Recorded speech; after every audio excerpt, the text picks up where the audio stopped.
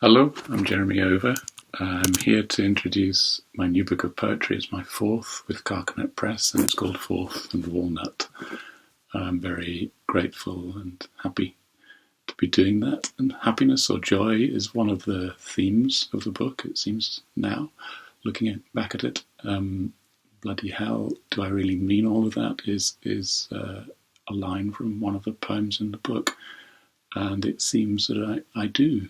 The title comes from an experience of joy that the Trappist monk and writer Thomas Merton had in a shopping centre in Louisville, Kentucky, 1959, on the corner of 4th and Walnut Streets. It was a moment of revelation, an epiphany, moment of awakening, which has been memorialised in a little plaque on the corner of these two streets. And he's written about the experience, saying that he was suddenly overwhelmed with the realisation that he loved all the people he was surrounded by, and that they were mine and I theirs.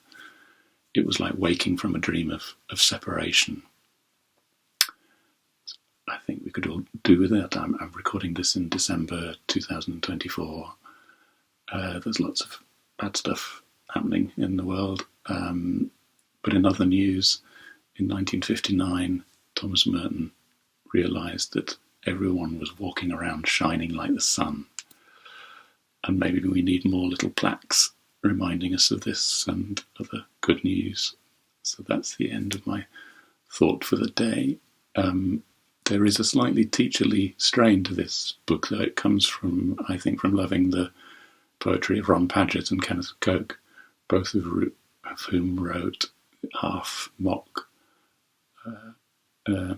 guides to poetry and life. There was Coke's book Art of Love and Padgett's How to Be Perfect. Also Padgett's fully mock How to Be a Woodpecker and How to Be a Tree in Sweden poems. So my book starts with a How to Write a Poem called Advice to a Young Poet, and the main advice is not to listen to Rilke unless, like his young poets, you want to be worn down by Rilke's advice and give up writing and join the Austrian army. There's also a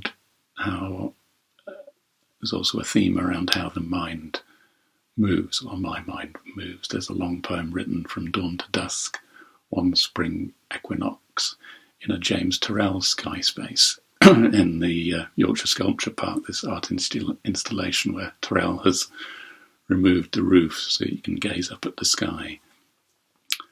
The poem partly tracks the way my mind resisted the sublime on the show and went elsewhere.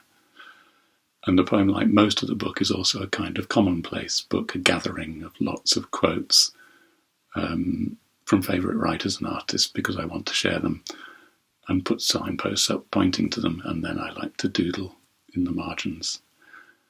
There's love and death in several of the poems. I can't claim too much originality there. There's an essay come sequence of poems about how we see, read, or construct the world, how it's conceived, which sounds very serious and grown up, so I should perhaps stress that the main approach of the book is a childishly silly one, resisting seriousness and fixedness, playing around with words and ideas and the sounds they make for no good reason at all.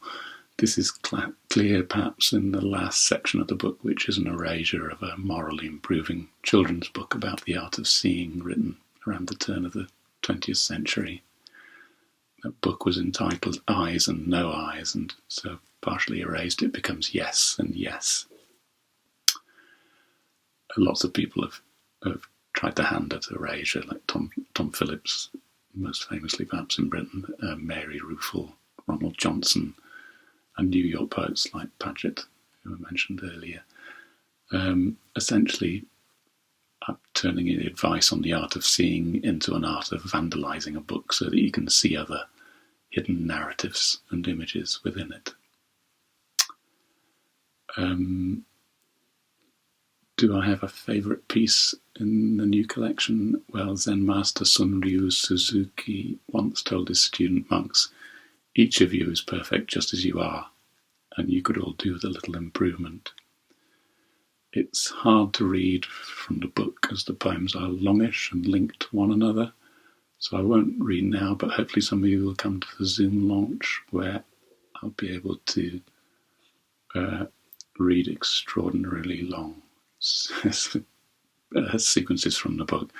The book is finally, it's dedicated to my granddaughters, Nico, who will be around 4 the time this video will be coming out, and Rafi, who will be around 4 months old.